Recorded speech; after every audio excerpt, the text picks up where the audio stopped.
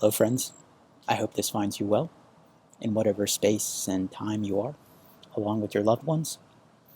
I figured today we would meditate some more on Spinoza, in particular, Spinoza's axioms. I think these axioms are going to make explicit the kind of relational arguments that he has in mind.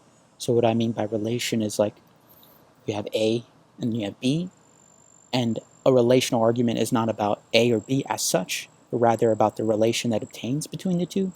You can think of this in the case of mathematics, about transitivity.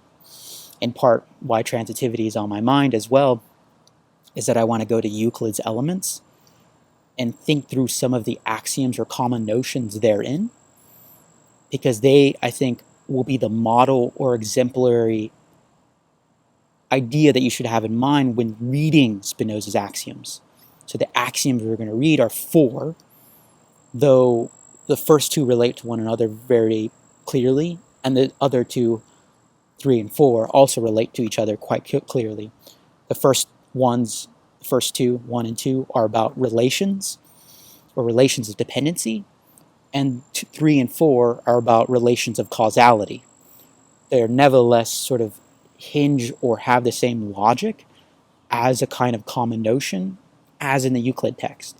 So a common notion is basically a common notion of intelligibility, or finding its tradition in Aristotle, an axiom or a common notion is something you assume and cannot deduce on the pain of contradiction. It's something that you don't necessarily have a justification for as such, other than its own mark of justification.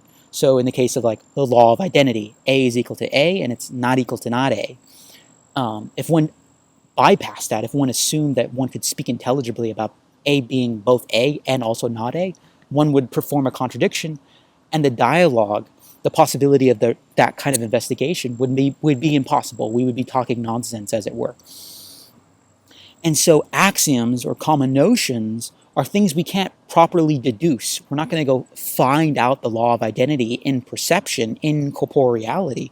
We just have to assume it for the sake of thought to sort of proceed in its investigation, whether we're doing science, whether we're doing physics or chemistry or geometry.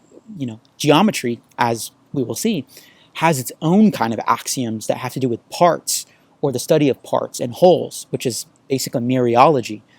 So that these common notions are going to be kind of the axioms that allow for the intelligibility of geometric figures and the possibility of our knowledge of those geometric figures in pure space, in pure Euclidean space, to be intelligible.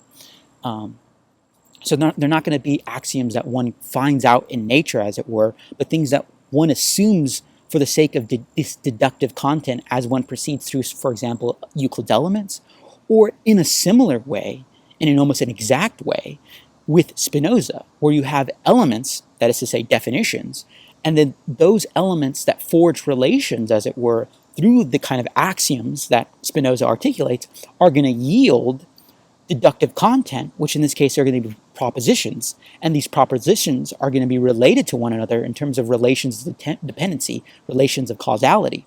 We're going to have causa sui, which is the originary or primary cause, and we're going to have sort of derivative content that are yielded, or cognition of our effects of that kind of definition is going to be yielded as a later proposition. So that one begins with the originating and sources of nature, as in the treatise on the emendation of the intellect. I mean, his claim that we should begin with the origins and sources of nature, and then yield through deductive sort of enterprise what comes afterwards, which in this case is going to be the human mind, the human body, the passions that are affiliated with this, what it means to have this thing called human nature, or to be a part of or partake in human nature, and how we can absolve ourselves, how we can find salvation, how we can find blessedness, as it were, for Spinoza, or the highest good, right, as it were, how to form political organizations that would be conducive to something like the highest good. And so you can see how there's a kind of necessity of beginning with originary causes is kind of also not just like, in terms of order, or actually, in fact, that's precisely, I think, the point that I want to stress, is that it's not just like first here, then here, but it's also, there's a kind of relational argument that you have to begin here, because this is the primary or originating cause. And only through beginning here do you get this later series of effects, as it were, where we deal with the passions, as it were, or we deal with other things that are not on the whole, but maybe a part of that whole. But we have to begin with the whole, as it were, because even in the Euclid's text, the whole is greater than the part. And that's not something you're going to find in nature. It's going to be something that you operationalize in thought to begin an enterprise, in this case, the enterprise of ontology, or the study of nature, or God, or nature, Deus seu natura. So I think we should look at the definitions of Euclid in particular, because they're going to be illuminatory of the kind of axiom, or what Spinoza has in mind as an exemplary of axioms or common notions. So Euclid, in the Euclid's Elements, Book 1, Euclid begins with in terms of the common notions. 1, things which are equal to the same thing are also equal to one another. So basically in mathematics, this is the common notion or axiom of transitivity, so that if you have A is equal to B and B is equal to C, then you have A is equal to C as a necessary consequent that's entailed due to this axiom of transitivity. So that these equality, if you really think through the notion of equality, entails as an axiom of intelligibility something like transitivity as a property of the things that you're speaking about. If you're thinking about, quantities. So that this is a relational argument. It's not about this quantity as such or that quantity as such, but it's more about an argument that obtains between relations of quantities, right? So that this is going to be an argument that bears, for example, upon lines or planes or solids in the case of Euclid, or in the case of geometry. And in the case of someone like Spinoza, this is going to be the relations that obtain between modes or modes of expressions of something like substance. So that the axioms are going to bear upon those relations in the same way that something like a Euclid's text with its arguments and axioms about relations are going to bear upon the geometric figures. I really do think we should take seriously. I mean, this is kind of jumping ahead a little bit, but Spinoza's claim that we should treat, in the case of like human passions in the beginning of Book 3, as if they were just a matter of lines, points, bodies, right, or solids. He's just doing that to nature, as it were. And I don't say doing that. He just thinks that obtains about nature. Nature is intelligible in the same way that mathematics is intelligible. So that's the first axiom or common notion in the case of Euclid. The second one is, if equals be added to equals, the wholes are equal. It's a very clear example. If I have 2 is equal to 2, so those are wholes that are equal to one another, and I add wholes, which is to say like 1, so I equal plus 1 on one side, so 2 plus 1 is equal to 2 plus 1, then I have 3 is equal to 3. So as it says, if equals be added to equals, the wholes are equal. That's just a kind of axiom of intelligibility. If I didn't assume that, I would assume wholes are not equal to wholes. And I would assume some sort of imbalance. I mean, this is just, it's necessary for one to endeavor in something like arithmetic to make this assumption about, say, quantities and them how quantities relate to one another in terms of equality as a property. This is the third axiom also follows in the same way. If equals be subtracted from equals, the remainders are equal. So if I subtract on each side, so if I have 2 minus 1 is equal to 2 minus 1, that's just 1 is equal to 1, right? The same sort of logic or argumentation about wholes and what it means to speak about equality also follows here. And the fourth one, which is to say things which coincide with one another are equal to one another. I mean, if I denied that, I would have to say that something that coincides with two things, like let's say 2 trees that are the same exact size, are not equal to one another. It would be absurd. I'd be contradicting myself. So these are necessary. Now the next one is a little more ambitious, and I think it's an interesting one, in part because I think there's almost like this. Spinoza probably thinks this is true as well. I think, which is that the whole is greater than that part. That's the fifth axiom. So the whole is greater than the part. Interesting. I think that's true, more or less. I mean, let's try to think of a thought experiment of where this gets interesting. Let's think of consciousness. Consciousness as a whole is greater than its parts. That seems to be true, right? If one looked at the fMRI of a brain scan of what's going on in my head when I'm feeling, say, happiness or fulfillment right, or other variety of emotions or passions, that's not going to capture or articulate the feeling that I have when I'm conscious of those sort of emotions, when I'm conscious of, say, fulfillment, or consciousness of happiness, or consciousness of depression, say, right? In that case, consciousness is greater than the parts that, say, the neural firings of my brain, as it were. And so insofar as that's the case, the whole that is my consciousness is greater than the parts that constitute, or would say we would constitute, the biological thing that we call the brain. Right? Of course, that's a much more that's in the case of like neuroscience, but in this case, like Euclid's Elements is sort of making that similar argument, and it's making that similar axiomatic argument or relational argument, which is to say that wholes, insofar as they are wholes, are always greater than a part, or greater than what it means to be a part. A part is always a constituent of a whole, and somehow wholes are always, it seems like, this is a little me speculating, but wholes are in a certain way greater or more primary or more originative. And that's a Spinozist thesis. The idea that causa sui, for example, is a kind of whole that comes prior to something like parts or modes, as it were. So again, these axioms are sort of axioms of intelligibility that make a discourse intelligible and its deductive content. And the same thing can be said about Spinoza and his claims about these four axioms that we're going to address. So I think we should then address Spinoza and his axioms, or common notions, as it were.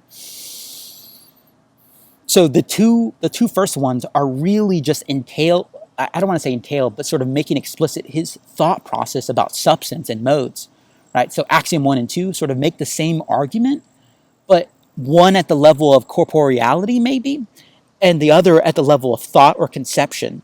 So the first axiom, which is whatever is actually, is either in itself, in se, or in another, in alio.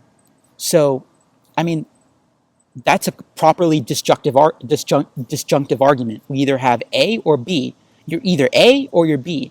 Another way of putting it in very layman terms is you're either independent or you're dependent.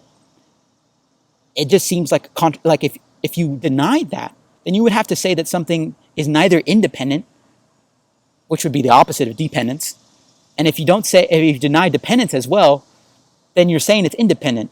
So you're forced in either of these decisions. Either whatever you're talking about is something independent, which is to say that it stands on its own ground, or you're talking about something that's dependent, and it depends on another. If I think about this tree behind me as a part of biological sort of processes about speciation or natural selection or genetic drift, if I'm talking about its particular species, and it being an instantiation of that species, an individual of that species, then I'm speaking it as a thing that's dependent upon another thing. If I speak of it as something in itself, contained in itself, its own life organism, its own kind of singularity, then I'm thinking of it as independent. And I'm thinking of it on its own ground. And I can't think in another register. I'm either thinking of it as independent or dependent, or in itself, or in another, as it were. As, let's say, I think of it as an organism that pertains to the earth as a larger organism, let's say hypothetically, if we could say the earth is an organism. So, this is just a relational argument about dependency and independency. Or if you mind, as you remember, that substance in the Dutch is like standing on its own ground, as it were. You could see how it's sort of operative there in the case of this axiom, sort of making this explicit about the kind of relational arguments that are going to hold through the deductive content through the rest of the text. The second argument is at the level of thought, which is to say, what cannot be conceived through another must be conceived through itself. Let's say we speak about an infinity, or we say 6 billion. So 5 million is contained or conceived maybe in this greater infinity, you might call it. So either something is conceived through another thing, or it's conceived through itself. So in the case of substance, or in the case of Deus seu natura, or in the case of nature, we want to say a claim about nature as such. We want to say, let's say, the mechanical laws of motion obtain about nature as such, and that we don't need some other supernatural phenomenon to conceive of these laws that sort of obtain as nature as such. Then in that case, we're making a claim about conception of nature as such. We're saying that the laws pertain to the very conception of nature. In this case, the laws of mechanical motion, or we might talk about, the Krebs cycle or the periodic table or whatever have you. These things pertain to the very nature of what it means to be sort of naturing, as it were, whether it be a sort of biological phenomenon, a chemical phenomenon, or a physical phenomenon. And so in this respect, we're not dependent upon another thing to conceive that thing in question. We're conceiving nature as such. Whereas in the case of maybe, let's say, I'm trying to think of like an example of when conception depends upon another thing. Let's say I'm talking about some theorem, and that some fact or some sort of particular facet or lemma of a theorem is dependent upon that greater theorem. Let's say some particular observation about the validity of special and general relativity.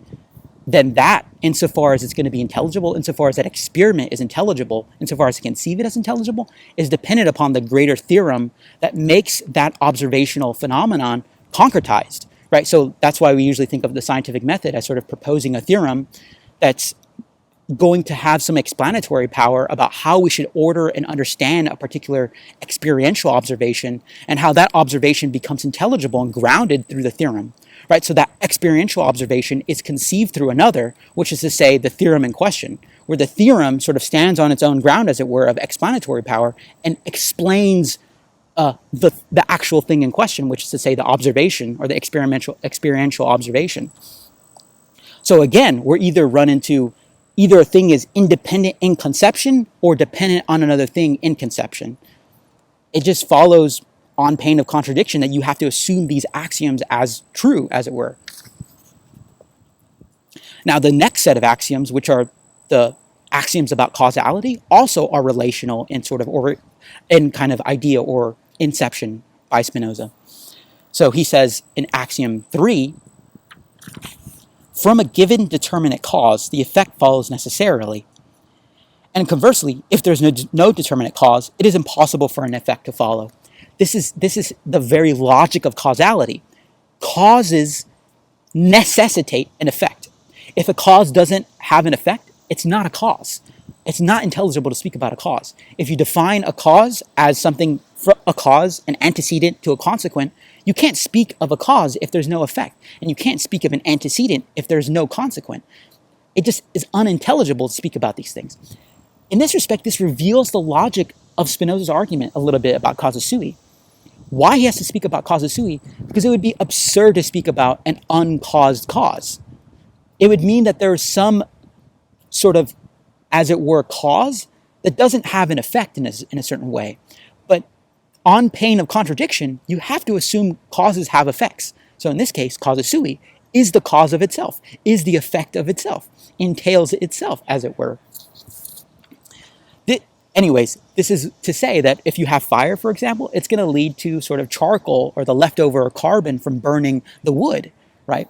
Any determinate cause has its determinate effects, right? And if there's no cause, then there's no effects, right? This is also an argument against the idea that nothing engenders something. You can't have nothing that engenders something. Nothing engenders nothing, right? In this way, because being is at all, that there is something rather than nothing, means that there always had to be some ground of intelligibility where that thing can spring. In that respect, causa sui, right? Or classic arguments about theology in the case of God. But this point, at least Spinoza is sort of articulating, is that causality, as a series of relations, or a kind of relations of dependency from cause to effect, is primary, is ontologically the most intelligible thing that makes nature what it is. If anyone wants to take Spinoza to task on any assumptions that he makes, it's not going to be these things about substance or about God, blah, blah, blah. It's going to be about causality. He's really a positivist when it comes to causality. The person that's probably most dangerous to Spinoza, most skeptical to Spinoza, is the case of Hume. I won't spell that out, but I think I'll leave it there. So the fourth axiom, because we need to finish, is, and instead of translating cognitio as knowledge, because that's too fine-grained for our modern or contemporary ears. When we think of knowledge, we usually think of justified true belief. I'm going to translate it as just cognition, as cognitio. So that cognition of an effect depends on and involves the knowledge of its cause, or sorry, cognition of its cause. This is such a central axiom. It's the hinge, it's the butter of Spinoza's ethics, as it were. It is the concrete of the building blocks of the definitions, because it expresses how we're going to go from something like originary sources of nature to something like the determinate effects later on, like human passions or human life, right? Or what it means to pursue the highest good, right? So knowledge of effects, knowledge of human life, knowledge of the passions, knowledge of nature, corporeal nature, knowledge of the human mind, etc., all depend and involve knowledge of the first cause, which is to say, Deus seu natura. So that anything that we're speaking of as effects, as kind of later on the chain of effects, later in derivative later on, so to speak, depends and is necessary and nested in something more originary, more fundamental or primitive. In this case, causa sui. In this case, Deus seu natura, or God or nature. This follows in the same logic for eternity. Tempus is derivative and parasitic on duratio, and duratio is derivative in relation to eternitas, that which is eternal. So again, a relational argument that Spinoza is sort of forwarding that's going to be the hinge that holds together the integrity of the text and its methodological enterprise of laying out a deductive sort of enterprise in due order, where the propositions that are laterly deduced in, say, book 5 or book 4 or book 3 are logically dependent upon what came earlier, right? So that there's a kind of relational argument or kind of laden sort of dependency that comes about from the idea that cognition of effects depends on, involves cognition of the causes, which is why you have to begin with the original causes, the first causes. In fact, I think in a letter, I forget where, Spinoza says that Descartes faults and falls prey to his own method because he does not address first causes. And there you have it, at least the first 4 axioms of Spinoza's ethics. So I'll leave you all at that, and have a good day.